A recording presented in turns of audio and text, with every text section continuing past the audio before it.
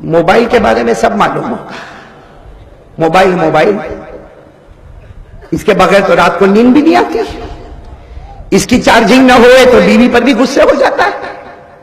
Mobile میں کیا کرنا میرے پیارو, یہ میرے کو بتاؤ نا. آخر موبائل یہ موبائل نہیں میرے پیارو, اللہ کے واسطے بہت دور سے آیا مسافر ہو, ایک بھکاری کی طرح بھیک مانگتا ہوں آپ سے. میرے دوستو یہ موبائل کی آوارہ گردی سے بچو, ورنہ یہ موبائل ایک دن ہم کو جہنم میں لے کر چلا جائے گا. کیونکہ موبائل, زنا تو موبائل میں, غیبت تو موبائل میں, سٹا بازاری تو موبائل میں, جوا کرنا تو موبائل میں, ارے میرے دوستو جھوٹ بولنا تو موبائل میں, کسی میں تہمت لگانا تو موبائل میں. کون سا گناہ ہے جو ہم نے موبائل پہ نہیں کیا؟ یہ ہمارے جوان یہ بیٹھے ننگی عورتوں کی فلم لاتے ہیں. کوئی لڑکی ناچتی ہوئی ہوگی, آدھا کپڑا پہنی ہوگی, وہ موبائل پہ آئے گا, وہ کلپ موبائل پہ آتی ہے, فوراً اپنے دوست کو فون کرتا ہے, اے تیرا واٹس ایپ آن کر دے, بہت اچھی کلپ بھیج رہا ہوں. وہ وہاں سے واٹس ایپ آن کر کے پھر کیا بولتا معلوم, سپر ہٹ بھیجا, سپر ہٹ تو نے بھیجا. اب وہ دوسرا والا کارٹون کیا کہتا ہے, تو فکر مت کرنا, کیا تو نے سپر ہٹ لڑکی کو بھیجا ہے ننگی ناچتی ہوئی, آدھے کپڑے پہن کے ناچتی ہوئی, تو فکر مت کرنا, میرا گروپ بہت بڑا ہے, ایک بٹن دباؤں گا 200 گروپ میں وہ لڑکی چلی جائے گی.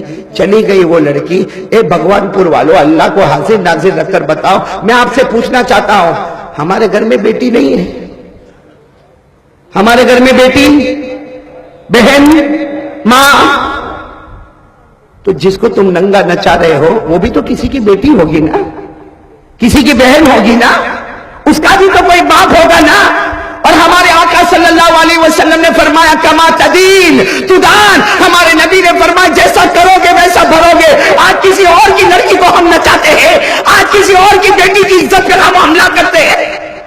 کل وہ دن نہ آئے کہ ہماری بیٹی کو بھی ناچنا پڑے, ہماری بہن کو ناچنا پڑے, ہمارے گھر کی بہو کو ناچنا پڑے. اور جب ناچنا پڑے تو یہ مت کہنا کہ میری بہو غلط ہے, میری بیٹی غلط ہے, میری بہن غلط ہے. اس وقت اپنے آپ کو کہنا سب سے بڑا کمینہ اور گنہگار تو ہے. آج تو نے کسی اور کو نچایا, کل بڑے بازار میں ہم کو بھی ہماری عزت دینی پڑی. کیوں کر رہے ہو ایسا بھائی؟ سچ بتانا میرے پیارے دوستوں, آج پورا دن گزر گیا ہوگا, بولو نا آج پورا دن. آج کا دن چھوڑو, آج کی تو آپ جلسے میں آئے, کل کا دن پورا گزر گیا ہوگا. میں قسم کھا کر کہوں تو غلط نہیں ہوگا, یہاں 50% مجمع وہ بیٹھا ہے جس نے قرآن کریم کو ہاتھ بھی نہیں لگایا ہوگا. کل پورا دن نہ قرآن پڑھا ہوگا, نہ قرآن سنا ہوگا, نہ قرآن پڑھایا ہوگا, نہ قرآن کو ہاتھ لگایا ہوگا. بلکہ بھگوان پور والوں, اگر اللہ کی قسم کھاؤ, ہمارے بہت سے مسلمان زمانہ ہو گیا اس نے قرآن پاک کو دیکھا تک نہیں ہے. حالانکہ ہمارے نبی فرماتے محبت کے ساتھ میرے کلام کو دیکھ لے تو قرآن دیکھتا جائے گا, اللہ تیرے گناہوں کو معاف کرتا چلا جائے گا.